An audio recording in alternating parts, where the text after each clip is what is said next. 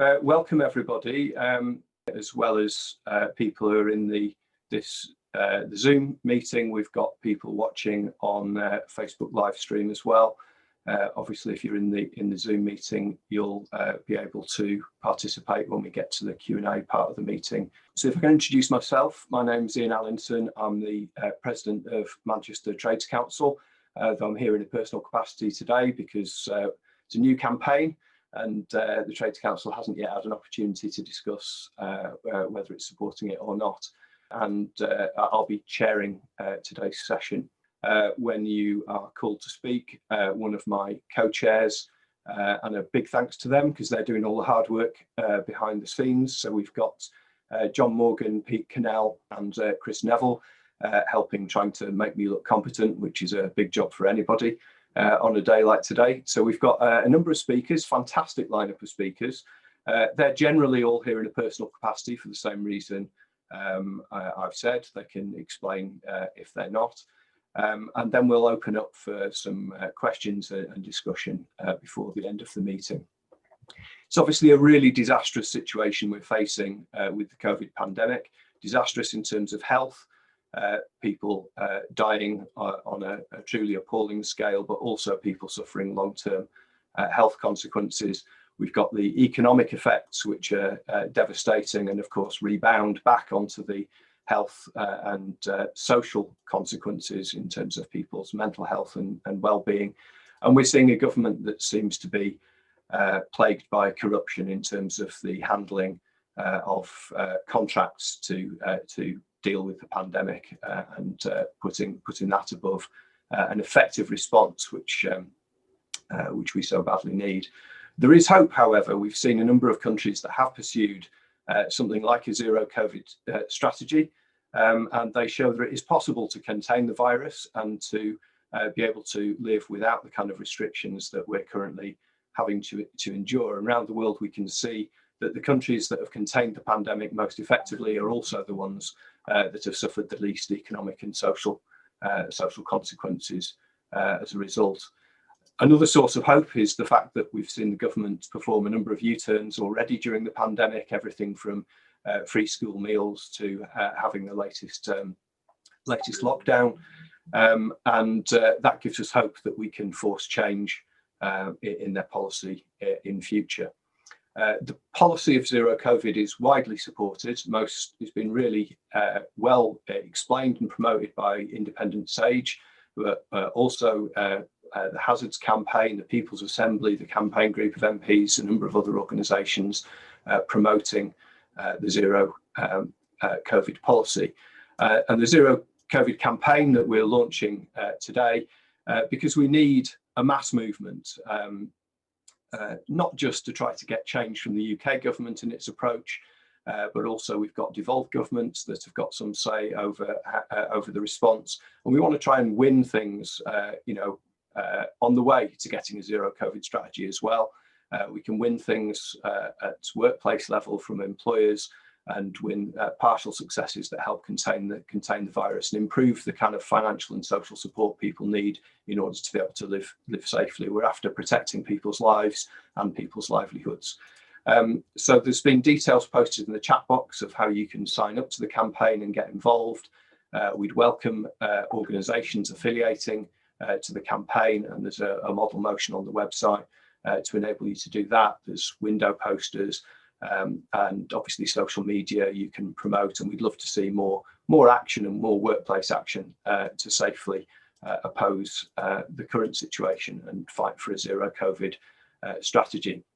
Today's meeting is part of a day of action in pursuit of that zero COVID strategy, and we're encouraging people at 2 o'clock to get out on the streets, not in gatherings, but either on their own or spaced out along a road or things like that. Hold up a placard, take a photo, share things on social media with the hashtag zero COVID, and let's try and raise the profile of the campaign and turn it into a real mass movement.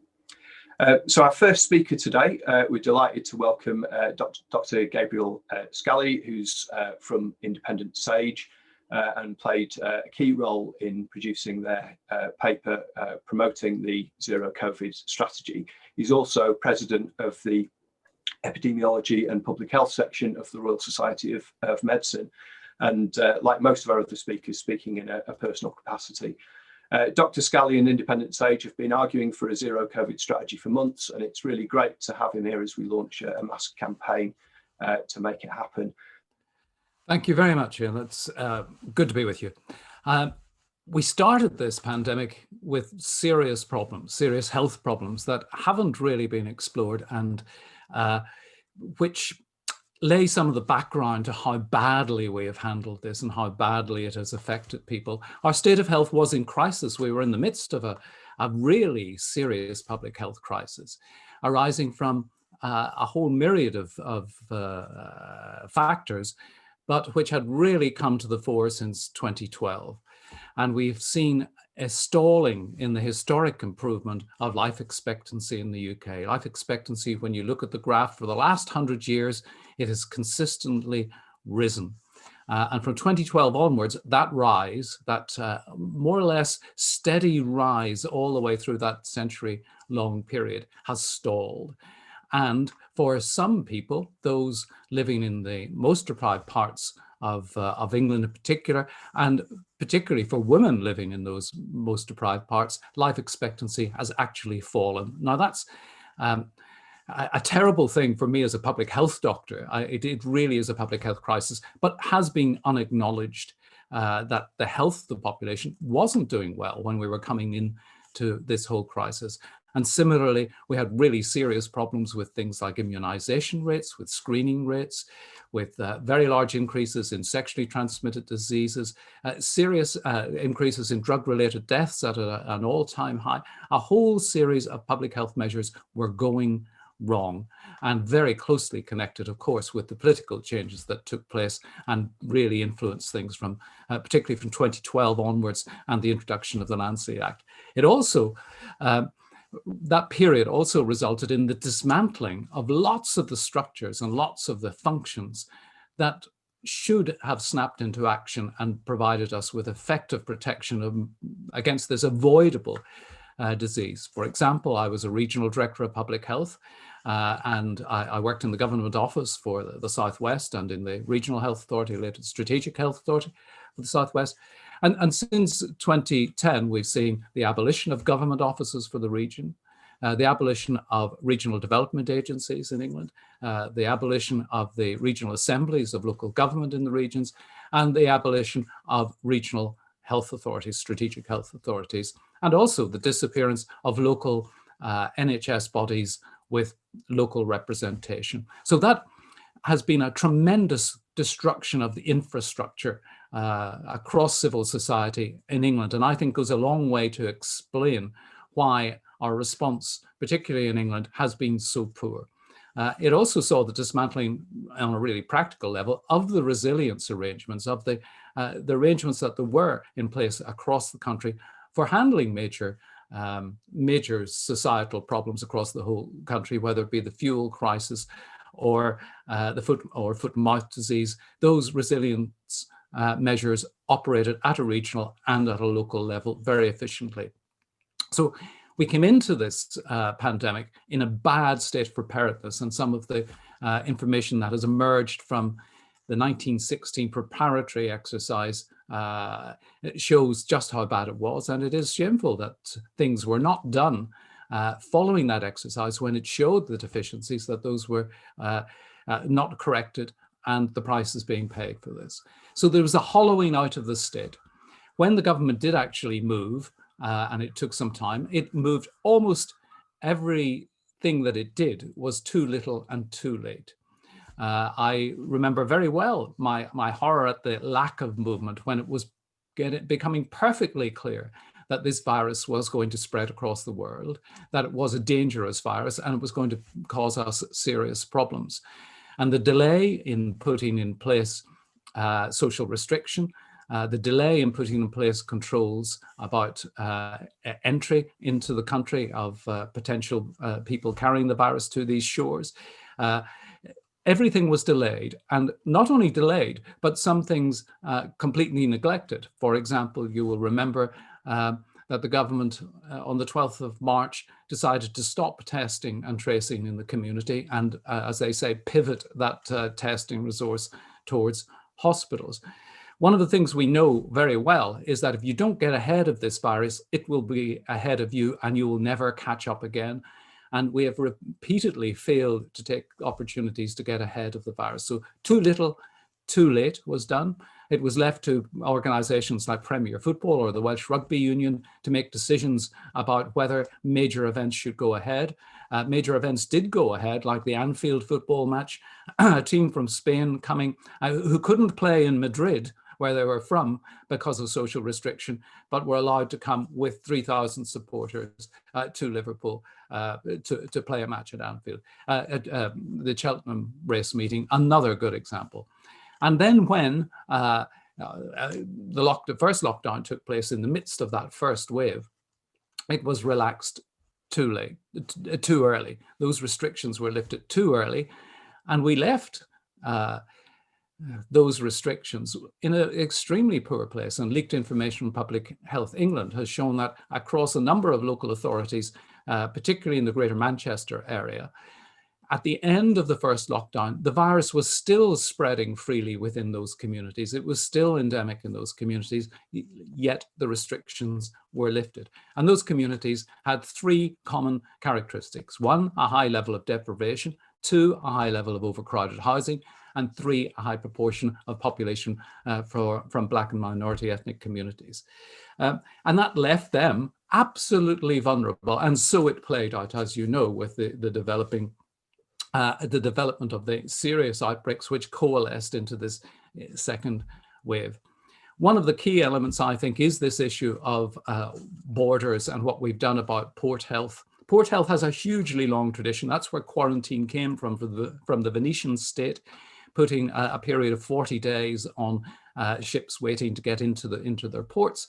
Quarantine on a public health grounds is perfectly legal, perfectly acceptable, and extraordinarily effective.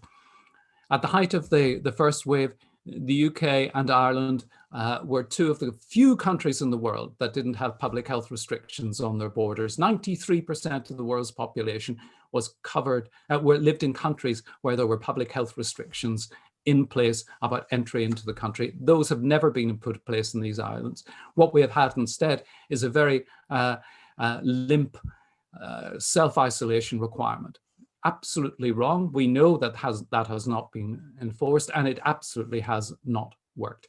The testing regime, when the government eventually decided that, you'll remember the phrase about how testing was only really suitable for countries of low and medium income. It wasn't for the likes of us with a well-developed system, they said, and they were wrong. And the WHO mantra of test was absolutely correct. And it was done, as you know, extraordinarily poorly, with the contracts handed to major organizations with no track record of undertaking major public health work in this country or anywhere else, and ignoring the NHS and ignoring the local public health structures, impoverished as they have been over the last number of years and weakened and reduced in influence as they have been in these last number of years. But those, instead of building up that organizational framework to tackle the virus, it was neglected and bypassed. And it has failed, as Independent Sage and others said from the very beginning, the very, very beginning, that this was not going to work. It was not going to protect the people. So where should we go from here? I think it's quite clear that a complete reform of the testing is required, and we do need to implement, as Independent Sage has said, a proper system of find, test, trace, isolate, and support. Key elements of that chain are missing at the present time, and they need to be in place. We need to put back some of the restrictions that were effective and have been lifted, such as the 2-meter rule, extraordinarily important. We need to have greater emphasis on ventilation in particular, and funding made available for better ventilation in workplaces, better ventilation. 2 minutes left, please, Gabriel. Better ventilation in schools, colleges, and universities for students of whatever stage. And we also need to put in place that managed isolation at our ports and airports, so that as we get the level down, we can avoid reimportation of the virus. We need to work on a devolved nation fashion, but also across the regions of England to develop green zones to where the virus is low, to keep it low, and to concentrate resources on the places where the help is needed most.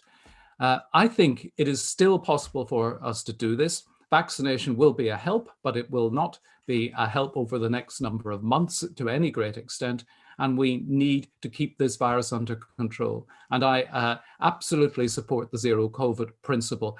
We should not forget that Britain is an island, Ireland is an island, and they both should be just as safe as New Zealand, and just as safe as Taiwan, and just as safe as Australia, and just as safe as many, many islands in the world. They've made use of their island status to safeguard the health of the people, and that's something we should do.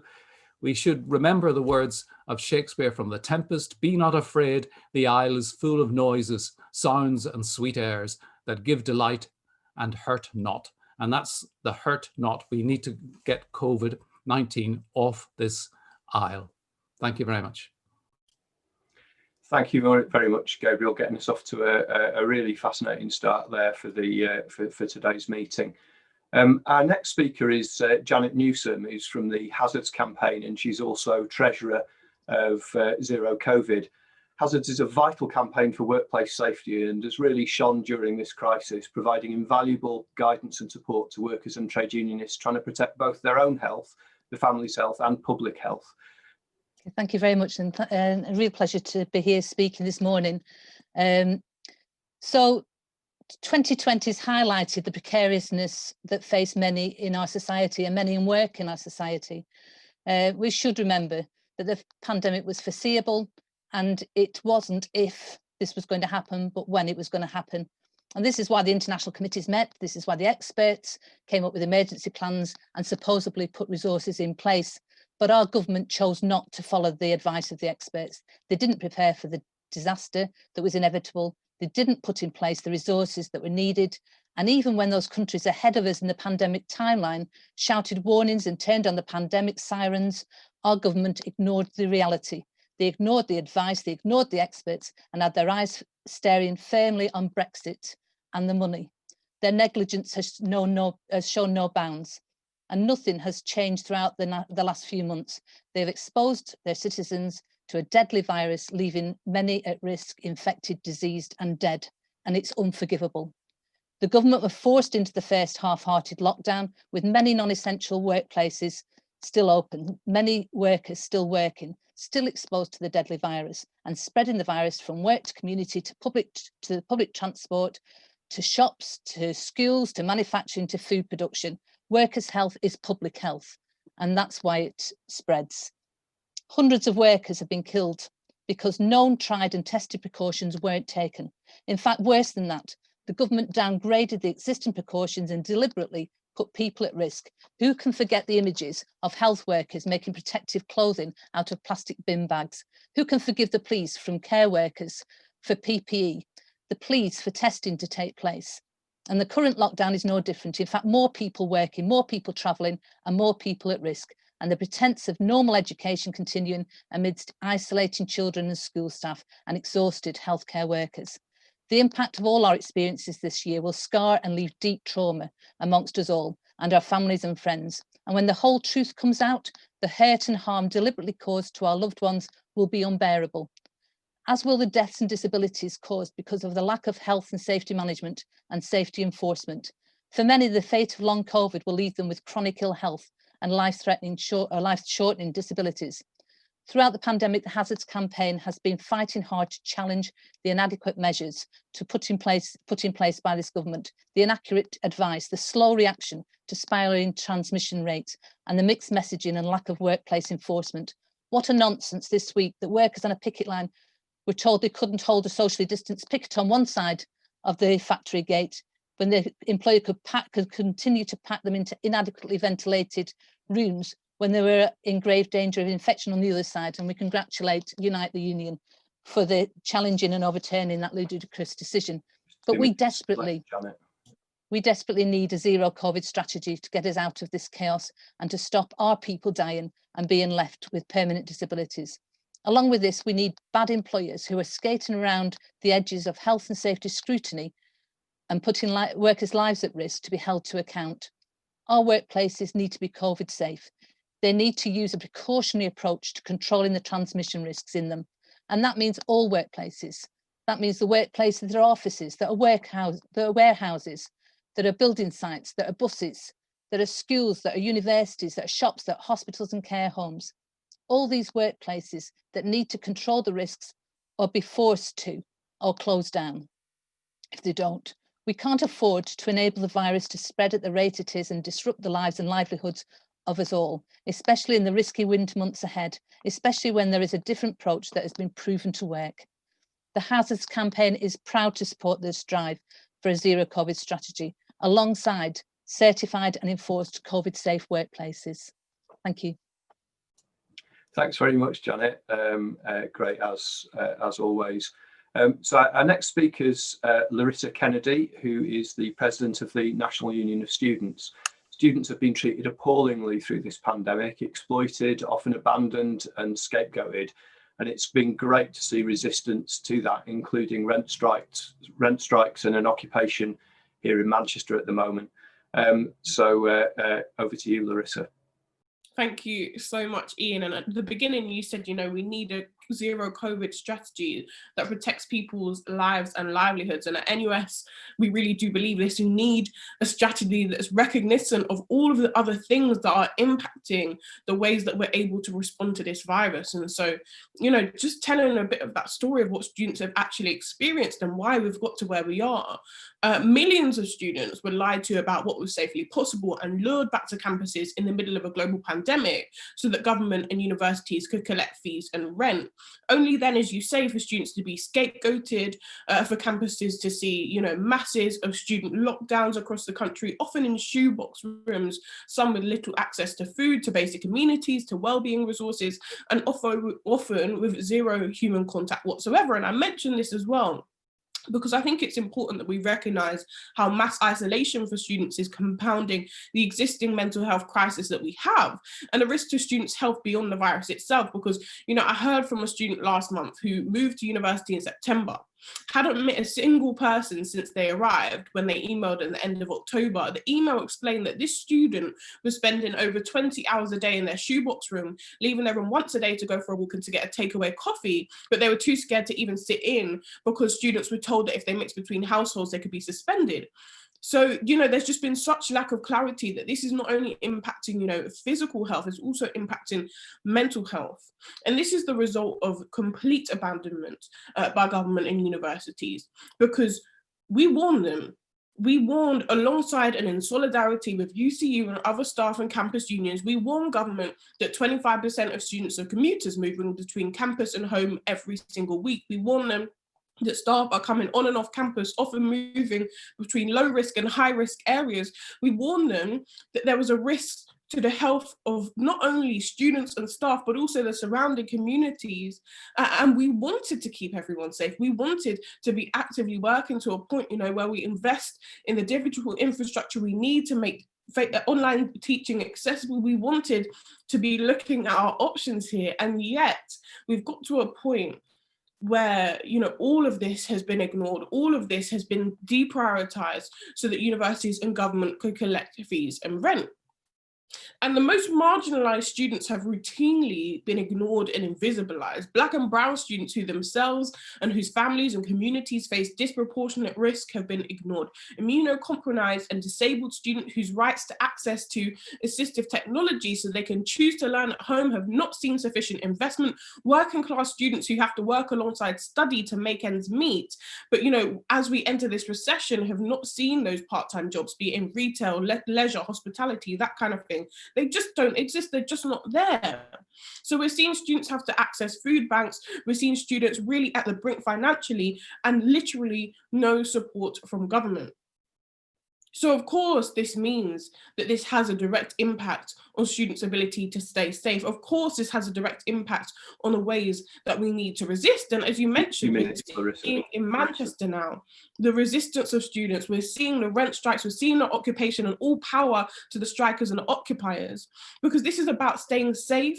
It's about communities that can't even afford to survive right now, calling out and demanding better. And that's why we've built the Students Deserve Better campaign, calling for money back in students' pockets. They shouldn't be paying rent to be trapped in halls and then to have been lied to. The desecuritization, students' homes are being policed and threatened right now, and we need to see that ended. We need students to be able to leave their accommodation to safely go home. We need that to mean investment in online learning, so that if people choose to stay rather than going back next term, they can do so. But we also need to build a new education strategy, one that's rooted in actually the needs of students and communities, not managers and a government that sees students as pound signs, not people. Throughout this, I've been saying a lot that, and quoting Arundhati Roy, who actually said the pandemic is a portal, and through that portal, I see the glimmer of a different education system and a different world.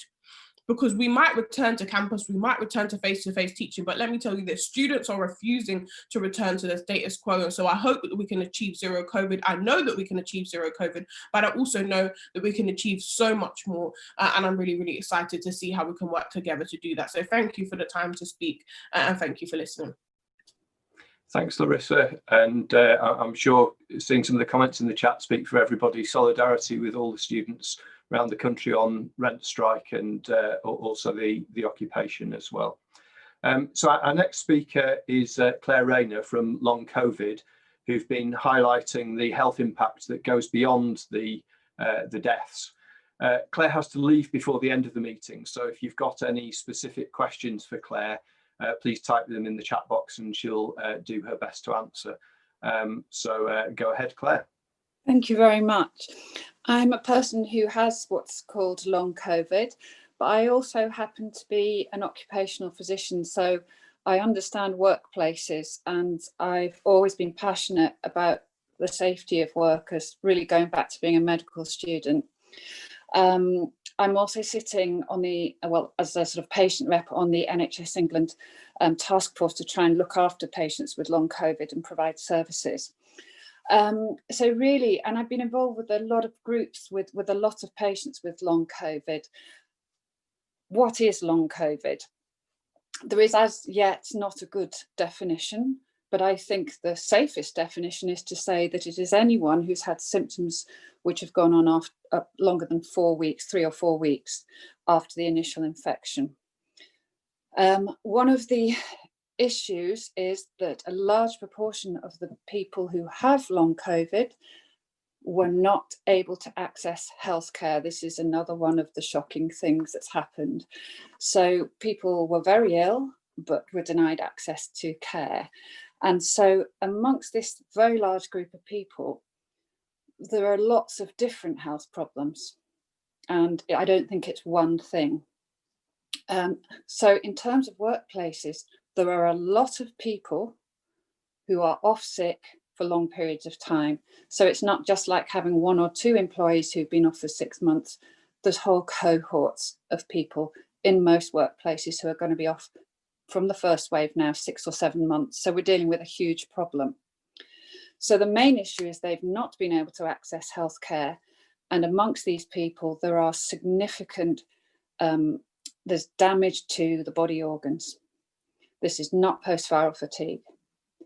They have heart damage. They have damage to the brain. They have damage to the nerves in the arms and legs.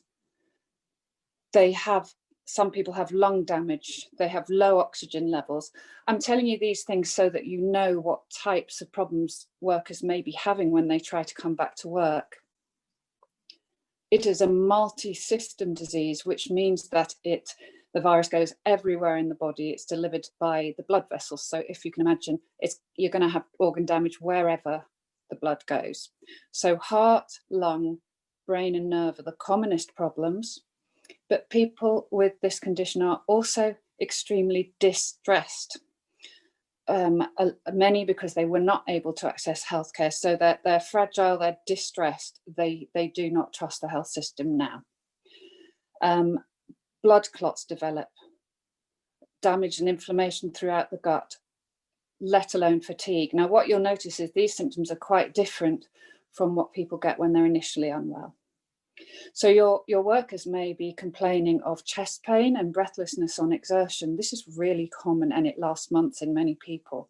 Headaches, severe facial pain, fatigue, sleep disturbances. And I've kind of picked out these symptoms as the ones that might most affect people in what they can do at work. Hoarse voice.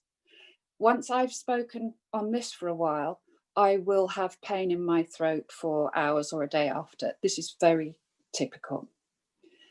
I have shared some slides with Ian, so if anybody wants to sort of see any of the detail on this, please ask him and he will make them available. Because one of the pictures is that I said different things happen in different people. Some people are ill from the start and they remain ill like a flat line and it doesn't get better. Okay.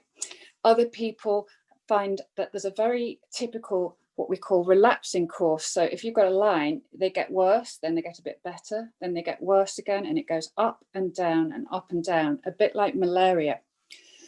We don't know why this happens and we don't know the cause of these problems, but they're very real and they really have an impact. What are my messages for employers and for anyone that's looking after the health of workers? Understand that you don't need a positive test for various reasons. This diagnosis can be made clinically, so no employer should be saying, but your test was negative. If they're saying that a doctor has diagnosed a COVID-related disease, it doesn't need a positive test. Understand that there are serious damage to the organs. Things that the workplace can do to help. You could access, think about if they're facing long delays in access to tests or treatment, consider asking the employer to fund it. That's a standard thing sometimes that can help employees. Ensure that they've tried to contact their GP. The key thing is rest in the initial stages. It's extremely important. This seems to be a particularly damaging virus. So to allow employees to have that rest initially and make sure they're not coming back and making things worse too early. This has got implications for the low paid or the 0 hours workers. And I do feel that we should be supporting these people because it comes back to a basic occupational health principle, which is that if you're dealing with infection in workplaces, you've got to notice the early signs. So people with early signs of infection must be asked to isolate and they must be paid to do so. Otherwise they will come in. And this is what happened in March. Everybody came into work with symptoms. They were supposed to be staying at home. They need to be supported. I think employers need to realise, as I said at the beginning, that there's a huge number of people affected. If you get rid of them, you're going to get rid of a lot of people with all the implications of that. So I think employers and organisations need to prioritise what their core functions are, and they need to make adjustments for these people. They will need there's likely to be cardiac problems and respiratory problems. If they have those symptoms, they should be not. Wind up? Yeah, thank you. They shouldn't be doing heavy manual work until they've had medical clearance. I think those are the things that I want to say. I agree it's too little too late. I would like to say that I think doctors have played their part in giving the wrong messaging. They have not recognised what the symptoms were and that this is not just a respiratory disease. And we're trying really hard to get those messages out. Thanks very much, Claire. And it's really important when, so much of the media coverage just focuses on deaths to recognise that there are people who are survivors who, who are affected for long periods, and the impact is much broader than people generally talk about. So there's quite a few comments, people asking for recordings and slides and things in the chat box. Obviously, if you've got specific questions for Claire, post them in the chat box now. But if people sign up for the campaign and make sure you opt in to getting email updates from the campaign, we'll be able to send out slides and videos and things like that. We can't do that otherwise. under the privacy regulations. So please make sure you sign up and opt in. So we were due to hear from Daniel Kabidi next, who's Senior Vice President of the National Education Union, but a childcare crisis unfortunately has meant he's had to pull out at the last minute, and we're very grateful to Louise Regan, who's a former president and currently a national officer for the National Education Union, for stepping in at the last minute. Schools have been at the centre of major battles during the pandemic, with the government showing a cavalier attitude to the health of staff and the implications for the wider community. It's often felt as if the urgency to open schools was driven by a desire to get parents in non-essential jobs back to work, rather than a concern about the well-being of or education of students.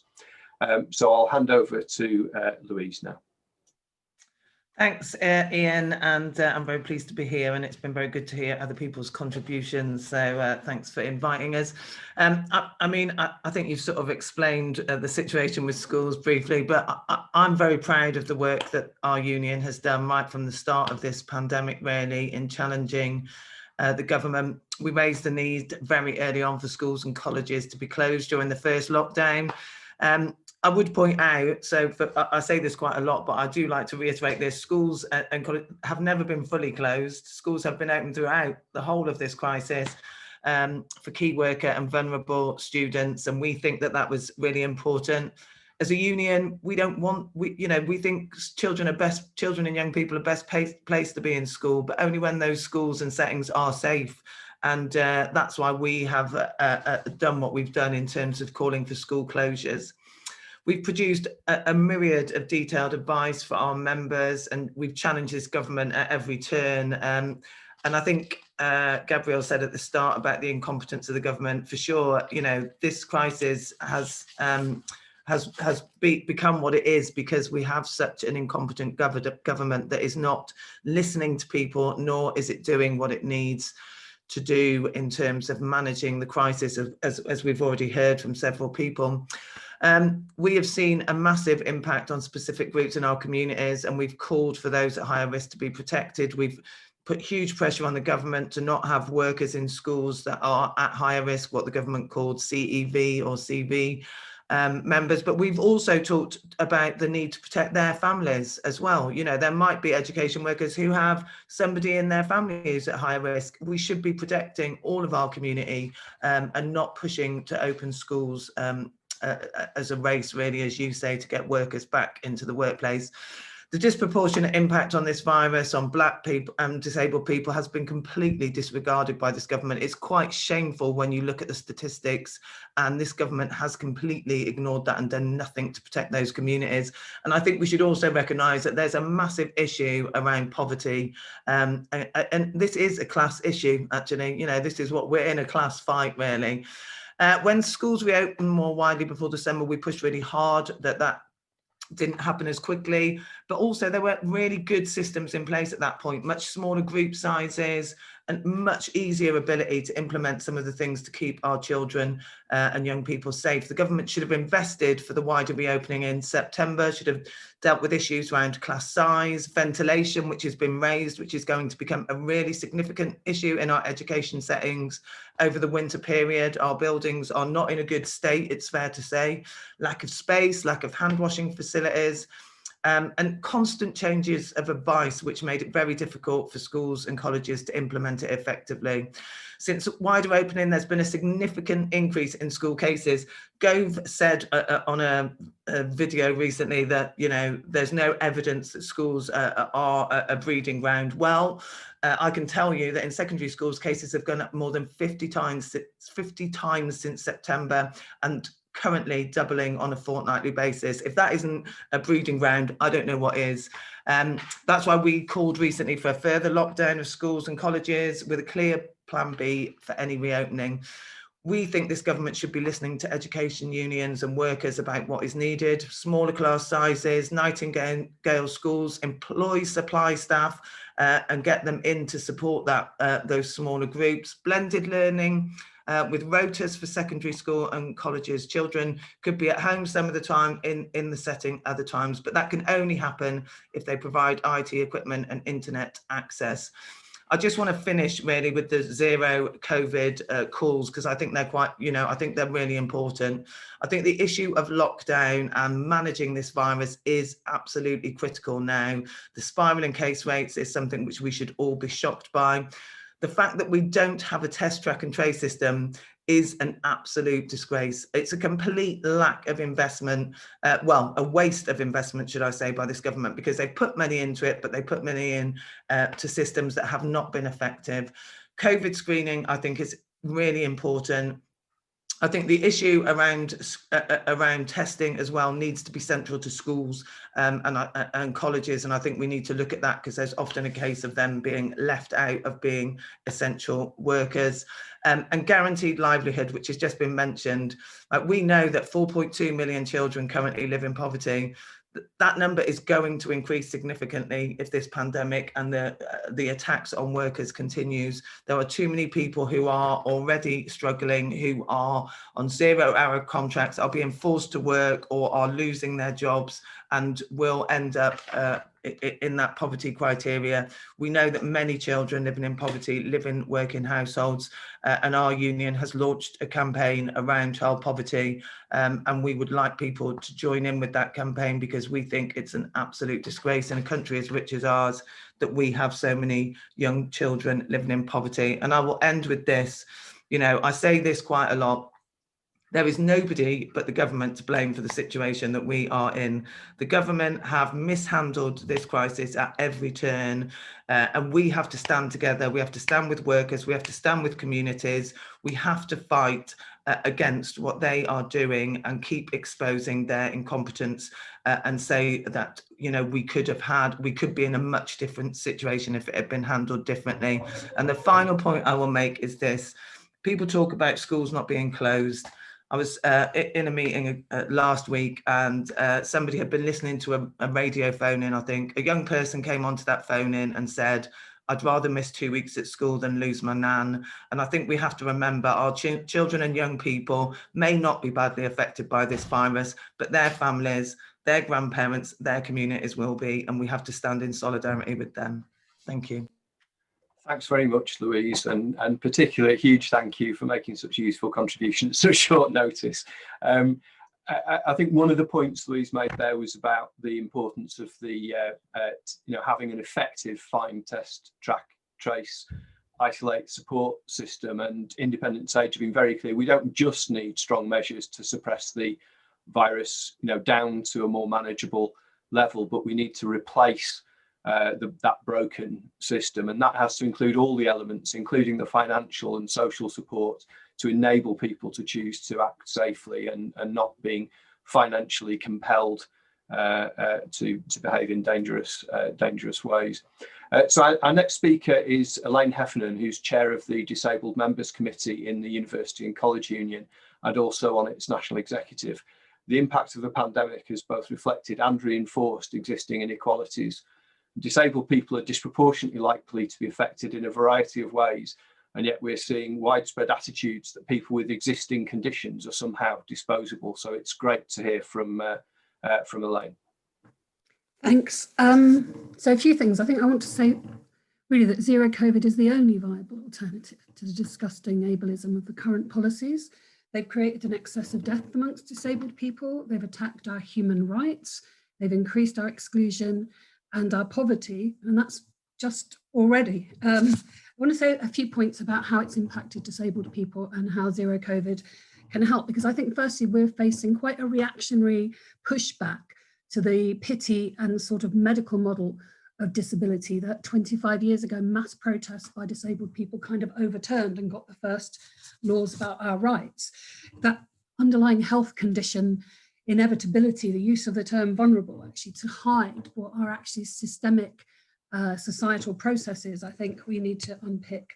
By June, we'd learned that 2/3 of the people who had died to that point had been disabled people. It's an underestimate because it's related to the 2011 census results. And of course, many of those disabled people, whether they identified as such or not, were Black people who stand at the intersection of structural inequality. And I want to stress that inequality and oppression are mapped on the body.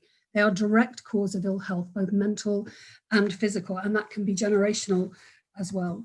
And a part of that explanation is a part of why the disabled women under 65 was 11 times more likely to die than a non-disabled woman, a disabled man 6.5 times more likely to die.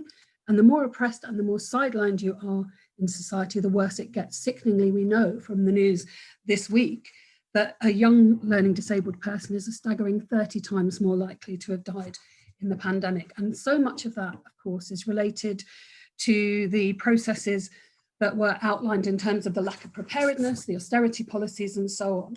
But it's not just about our bodies. It's not just a product of us and our physicality and our impairments. It's actually also other processes. So the herd immunity question.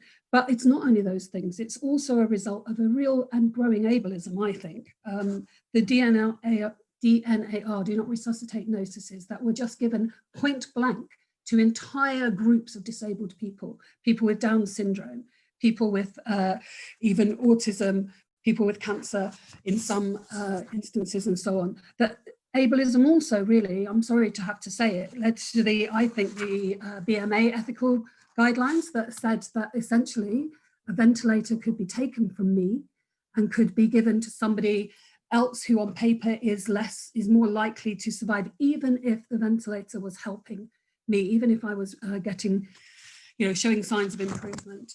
That is, of course, the Tories' problem in terms of austerity, but we also have to think ourselves what it says about society, that says some of our lives are worth less than others, that it's less damage to society if we die than others do. I want to just quickly go through the increase in inequality and exclusion. 1/5 of all pupils with special educational needs. If we have this kind of lockdown we have now, 1/5 of all students with special educational needs have not been to school since March, and the government has nothing to say about their mental health.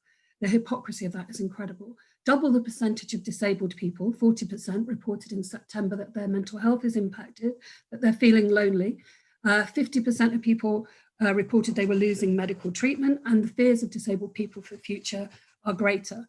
We need zero COVID to protect our income and our rights. The government have ripped up human rights of disabled people in the pandemic legislation in a number of ways, and I'll just highlight one because of lack of time. The way in which they have made it more easy to section people with mental health difficulties that will impact, of course, Black people living in mental distress much greater than others, but they also took away educational rights and rights to independent care. We've been the hardest hit in terms of redundancies. People often don't think of disabled people at work, but we are. The hardest hit in terms of redundancies because we're structured into certain professions in society. In particular, disabled people are concentrated in the retail sector where redundancies have been very hard hit. In the sector where I represent disabled workers, it's been disabled workers are concentrated amongst precarious workers. My last little point really, the CAB reported in August that of everyone who called their helpline about redundancy, a staggering 50% were disabled people. That 1 in 4 of all disabled workers were facing redundancy as far as they could work out in the summer, in the first waves of redundancies. And a part of that, of course, is where we're located in the workplace, but another part of it is downright prejudice.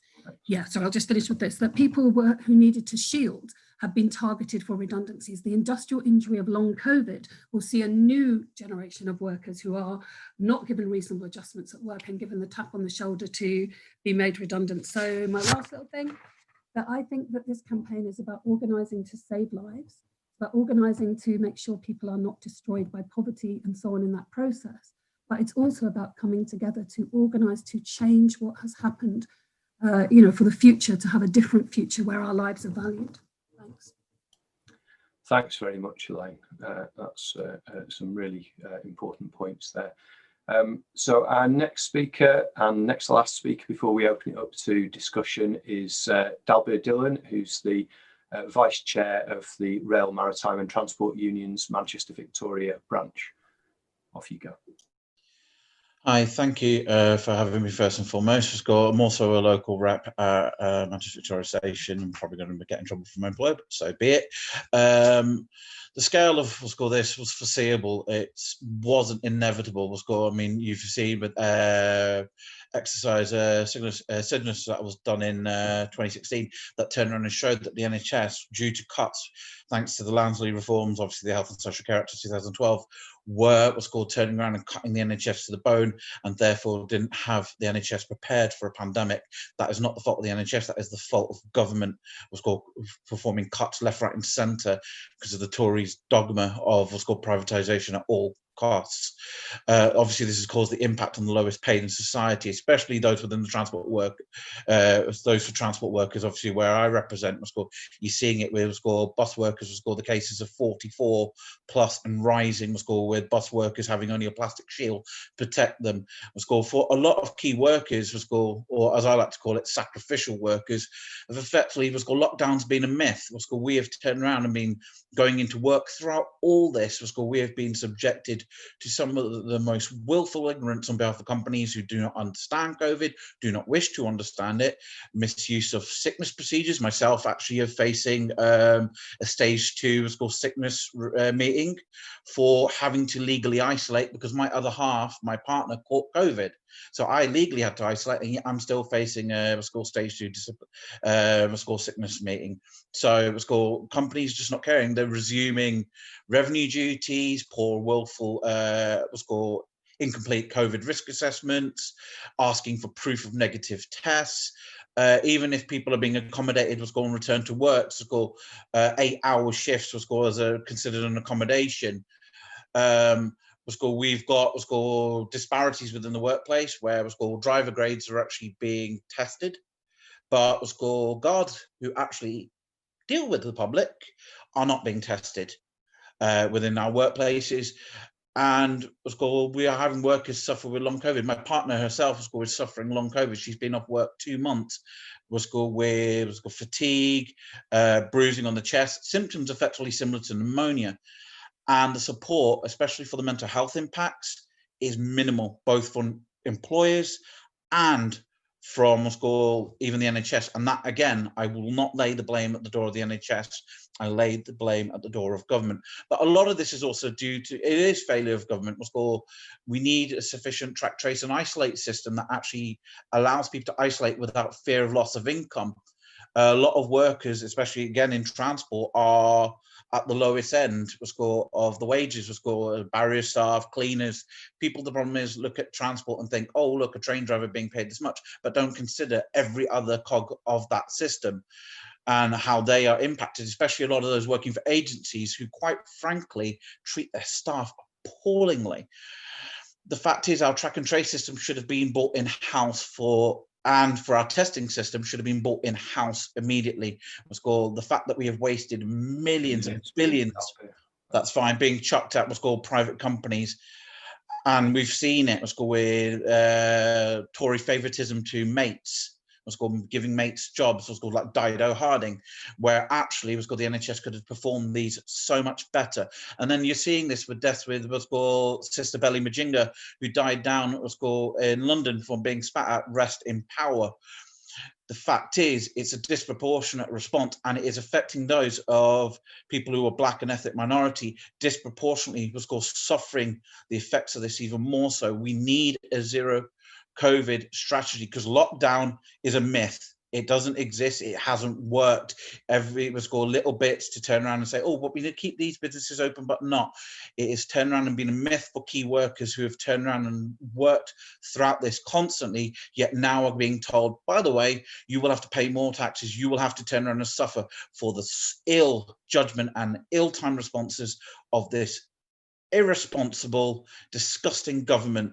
The fact is, even what's called pickets being told by police that was called they didn't have the right to picket. Well, thank you to the Unite Union for turning around and challenging that and turning around and determining that what's called the right to picket is a human right.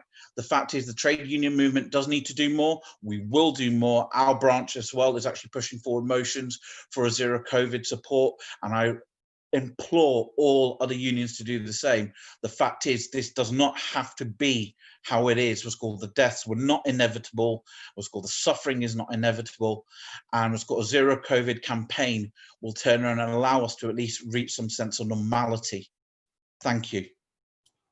Thanks very much, Dalbir. And it's so important to recognise that the kind of essential workers aren't just those in health and social care, but there's people across a number of different sectors of the economy who are playing absolutely vital roles in keeping us going during the pandemic. Our final speaker is Dr. Emma Runswick, who's a junior doctor who sits on the National Council of the British Medical Association.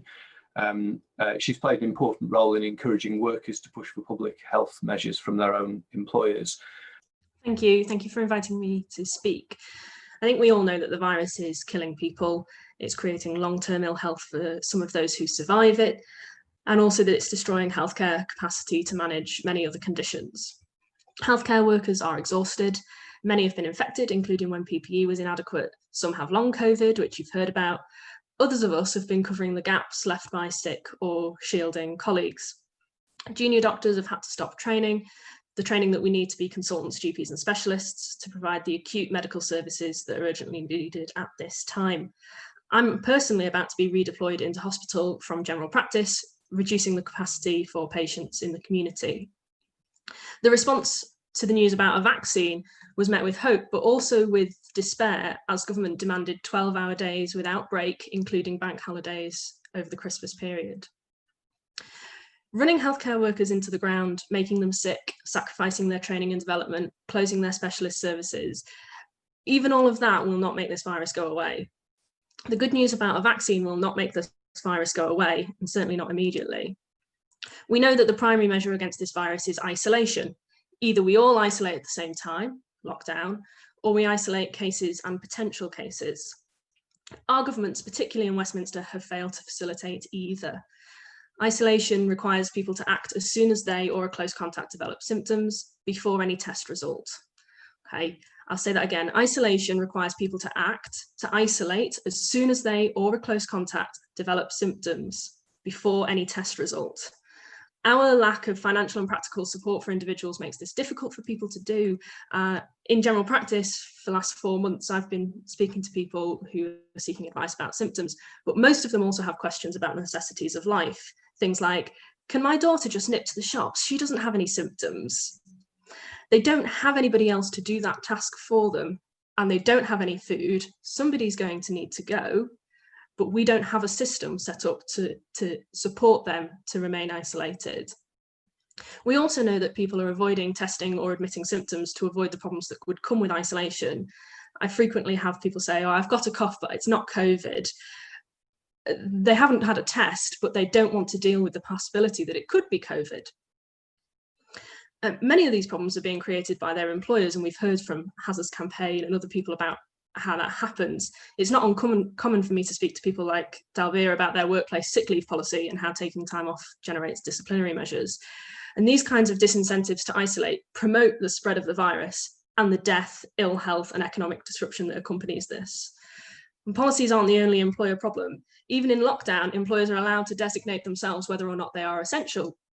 Public transport in big cities is still teeming, not because individuals are making choices to put themselves and their families at risk, but because employers remain open. I've received this week 2 calls from a marketing agency, people working in a call centre. This is not essential work, and it's definitely not essential to do from a call centre rather than at home, and yet there they are.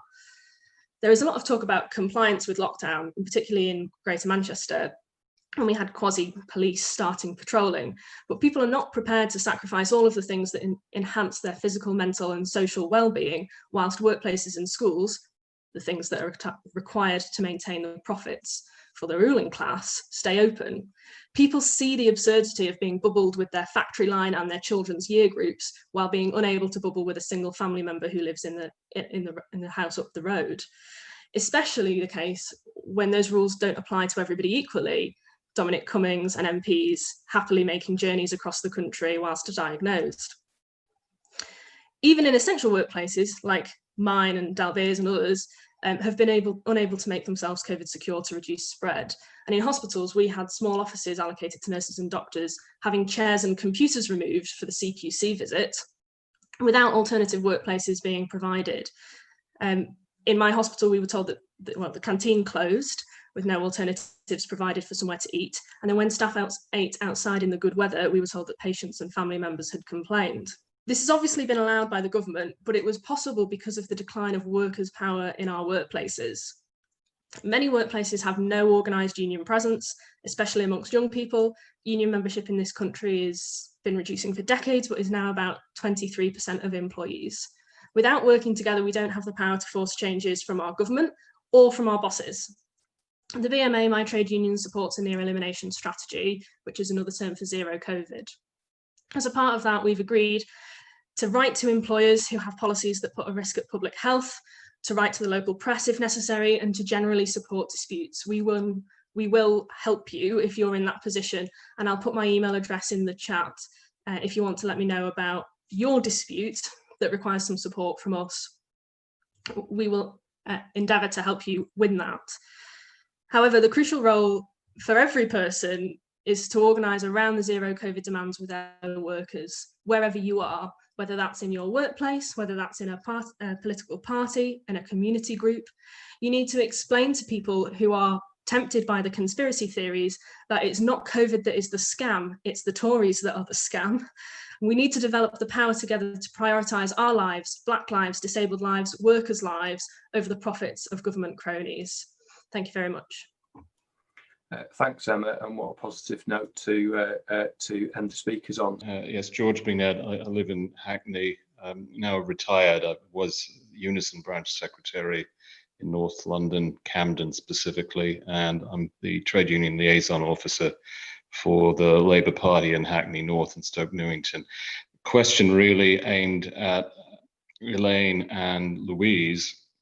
I mean, given the difficulties posed by anti-union laws, in particular, the absurd threshold for industrial action, how can we look at realizing demands of the NEU in particular, and perhaps education unions more generally, for closure of schools, colleges, and universities? Thank you. Hello, I'm James. I'm from London, just to Labour, and my question for the whole panel is: the Chief Medical Officer and the Chief Scientific Officer have both rejected a contain and eliminate strategy. How can we challenge them on this? It's for George, really. I think it's a really good question, and it's not actually impossible to pass through those thresholds even now.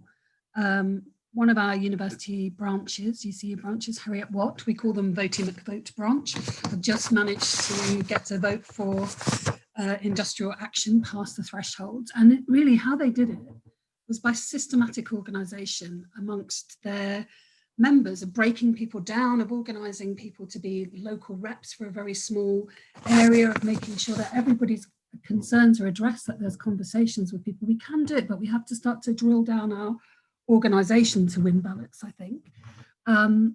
They actually don't need to strike now because the compulsory redundancies were withdrawn. But we also need to think about how are we going to organise to get rid of face-to-face teaching. Our union is challenging this legally, but I don't think that's enough. I think we also have been using in different branches and with some helpful advice from head office. So all unions should be producing the advice, maybe talking to hazards in detail about health and about how health and safety legislation allows people to remove themselves. Ultimately, it's a question of confidence, I think, that sooner or later, maybe one school will walk out or one university will just stop. We are winning department by department in universities, the removal of all teaching that isn't essential, actually, through organisation within individual departments. But someone's going to have to be brave one day and actually just get this going. But the way we do it is systematic discussion and argument, information, and answering people's questions and people's fears about it, really. So I don't know if that's much help, but it really is possible to organise, and health and safety legislation and hazards speakers and magazine and all of that are our friends in this. Okay, yeah, it's just a very simple question. Thanks, Ian. With news of the vaccine, or it's been publicised recently, what impact do people think that will have on the campaign for zero COVID? I didn't put in to speak about the vaccine. I mentioned it briefly at the end, but I just wanted to pick up on the organisation, really. I think it's really important that we build in our workplaces, and that's something as a union we've been trying really hard to do. We know that we win best when we've got organised workplaces. We do have a good rate of membership in school and education settings, but having a workplace rep makes a massive difference when we're trying to organise and take action. So that has been a massive part of our work during this pandemic, is to really build, and we have been very successful in that. This week we've just launched an app for all of our school-placed reps so that they can report issues, they can get advice, and we can try and collect advice across workplaces where there are similar issues. So it's about sharing information, but providing the support. And as I say, we have been very detailed in our advice and guidance to members and to reps to try and make sure that people have got the support that they need, including having very regular online events. I mean, we had 20,000 members at one of our meetings. So, you know, we know that members have listened, have wanted to engage with us and want to learn and use the advice that we're giving them. So we think that that's really important. Just on the vaccine, I mean, I don't know what impact it will have. It certainly isn't something that's going to be here immediately, is it? And somebody asked a really good question earlier on in the chat about all of the restrictions around it. I mean, it has to be held at very, very low temperatures. Who's delivering it? Have we got the facilities for all of that? I mean, the medics in the room will have a much better view about that than me. But one thing I would say is that I watched a news report about it, which said about who it was going to be rolled out to. And those are those people at highest risk, which I absolutely agree with. And those frontline workers, and they talked about NHS stuff. There was not a mention of an education worker. And if we don't think education workers are frontline staff, I don't know what really, you know, and also all those working in that have provided our food, empty our bins, all of those sorts of things. We need to protect those workers. Our country wouldn't have been kept going during the crisis without those people doing all of those essential services, who are often very low paid workers. So we need to stand together on this, really. Although I totally support the idea of a complete lockdown, but it has to be, you know, a very broad strategy with all the other services in place. And I'm just worried about, you know, what we can do for people who are living in overcrowded conditions, have no access to immediate outside space, you know, because this definitely has an impact, and I'm just worried about that. Hi, 2 points. One about the advice the government is getting. Let me make it very clear that the advice that Independent Sage has given has been transmitted to the government's advisors and to the government. So they've been well aware of this all the way along. And I'm afraid there is no sign of any change. Therefore, the country is doing extraordinarily badly in global terms and in European terms, extraordinarily badly. If this were something like a football team and you were facing relegation, you would be changing the management. That's what the board of directors would be doing. And my view is that we will not see different policies coming from the leadership in England at the present time and from their advisors. We should take comfort in the fact that Nicola Sturgeon fully supports zero COVID, that the Health Committee of the Northern Ireland Assembly supports zero COVID, and that there's a growing support for it in the Republic of Ireland. So there is movement there, and we have to work hard at it. But one of the weaknesses going into this pandemic was that of the chief medical officers across the United Kingdom, only one, the chief medical officer from Wales, has public health training and qualifications. And that's a big change over the last couple of decades, and it has left us extremely vulnerable in tackling a public health emergency.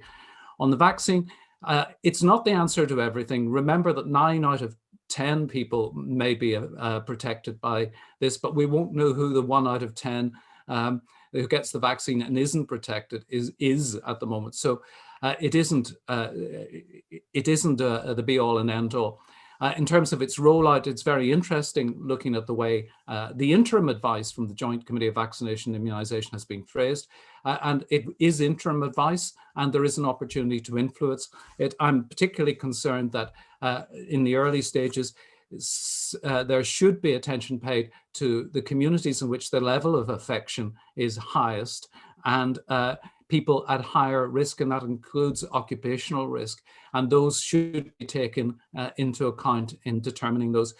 If we don't do something to halt the spread in the worst off communities, it will just recede and it will come again. And there is a fundamental issue about only dealing with people at the highest risk. If you leave millions and millions of people at moderate risk, huge numbers at moderate risk and the virus takes off in the wide community, there will be a lot of deaths and a lot of disablement amongst those people at moderate risk because there are simply so many of them. Thanks, thanks Ian. Hi everyone, my name's Tracy Edwards. I'm the current Health and Safety Officer for the PCS Trade Union, which represents civil servants mainly. I'd just like to say that I think that, you know, I'm sure a lot of my trade union comrades and colleagues will appreciate this as well, but it's been a very challenging time for health and safety reps on the ground, as well as trade unions in terms of grappling with all the key issues. And of course, we've seen a massive kind of narrative come out from government, confused information, widespread fear and anxiety rise across the country. And one of the things that I've really enjoyed about today is because I think that we're now beginning to get a kind of core of really good, quality speakers, people who know what they're talking about, and the link with Independent Sage and the Hazards campaign was a major breakthrough. And I think that in terms of the presentation that has been given today, I will certainly be, circulating the video of this recording to get it out to as many people as I can. But I wondered whether the steering committee had considered maybe making an official approach, perhaps, to the trade unions to offer to do kind of similar type presentations, because I think, as well as it being a very important campaign, I think also as well potentially a very good and worthwhile resource for trade union reps on the ground and unions in general as well. So thanks very much. Thanks, Tracy, for that suggestion. And certainly, if anybody's aware of organisations where they'd like a COVID speaker, then we will certainly try to facilitate that. Yeah, so there was a question about how we put pressure on CMO and CSA, and I think Gabriel's answered that largely. That's our job in the medical and scientific communities to provide that pressure professionally. But there's also a question about political pressure. Lots of the changes that have happened in England especially, but also around the UK has been not as a result of the science, but of the political decisions that are being made. We've been asked about the impact of a vaccine, again, answered by Gabriel, about the capacity for a vaccine. So some of the questions that were initially raised are about storage, transport, and so on. We are going to have issues with the staff to deliver this, particularly if we are not kind of reducing the amount of stuff that we're doing otherwise. So I'm being redeployed from general practice into the hospital. That's not an isolated suggestion. Most vaccines are delivered by practice nurses who are already doing all of their usual work. There will be needs for 2 staff. Vaccines will come in vials with many hundreds of doses, so they will need to be drawn up and checked. That's 2 members of staff to do that, and then delivered within hours from drawing up. So there's going to be lots of questions about capacity. Obviously, we want this to be delivered by the NHS. We are the experts in delivering mass vaccination campaigns. We do it every year for flu and all of the other vaccines that we have. But we are going to need resources, and that's something else that we need political pressure to achieve. There's been some comments and questions in the chat around the effect on LGBT people and mental health, which I think are really valid. This pandemic has intensified and magnified existing inequalities, and for people who, particularly who aren't out, who are having to be forced to isolate with families or people who they are not safe with, that's an especial kind of additional risk. So I'm happy about the things that have been put in the chat. Thanks. Yeah, thanks. I'd like to ask Gabriel if he agrees that we really should help people to be less confused by the vaccine news, because as the WHO has made clear, this isn't good news, it's premature news, it's unsafe news, and it's actually business news. And it's the opposite of the global solidarity that we need in a global epidemic, to start talking about how we're going to use it. Okay, thanks. Yeah, the only voice of opposition that we've been hearing to government policy in the media has come from the anti-lockdown side and from anti-maskers. That's why it's so important that we do have a local protest actions to force the media to pay attention to the Independent Sage case. So please do arrange with a few others to get outside this afternoon, hold up zero COVID placards in a very dispersed and safe way. So that it doesn't constitute a gathering. Now, we're going to be starting small today, but we need to build momentum. So please do sign up for the campaign so that we can share contact information in local areas and start to build local groups that can take this forward and build momentum for outdoor protest action, because that's the sort of thing that will give workers the confidence to take action in the workplace if they know that there's a big growing movement behind them.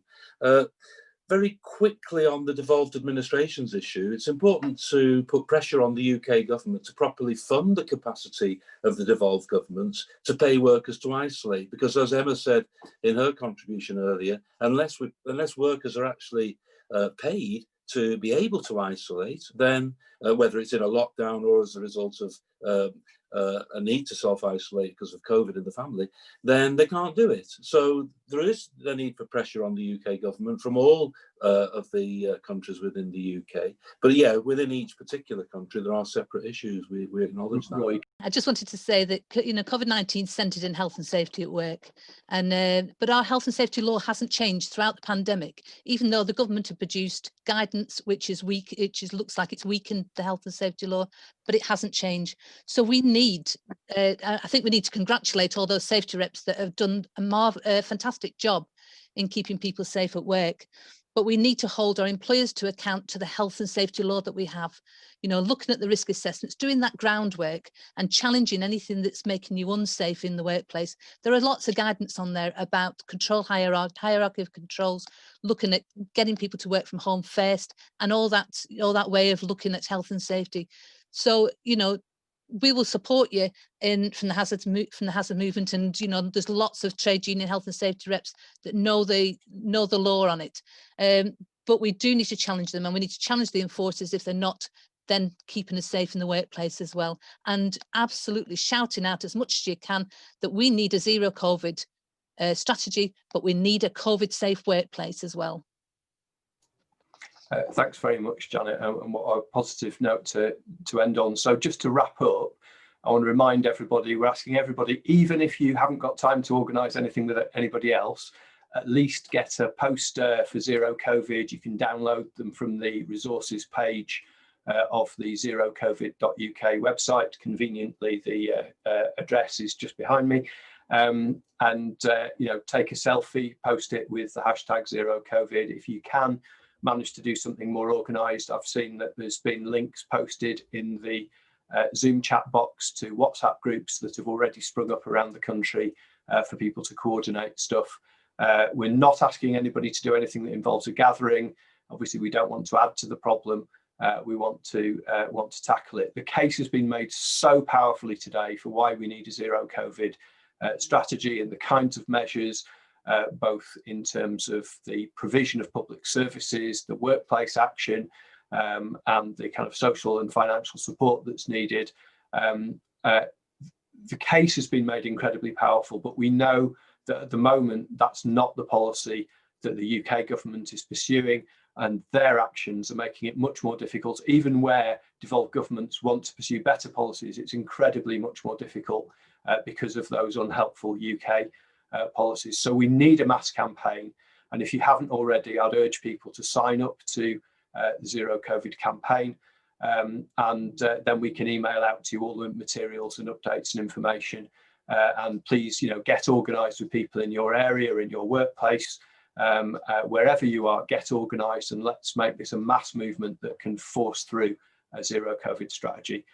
So thanks to everybody that's taken part. It's been great to be able to have a meeting where there's participation, and thank you for all the speakers as well.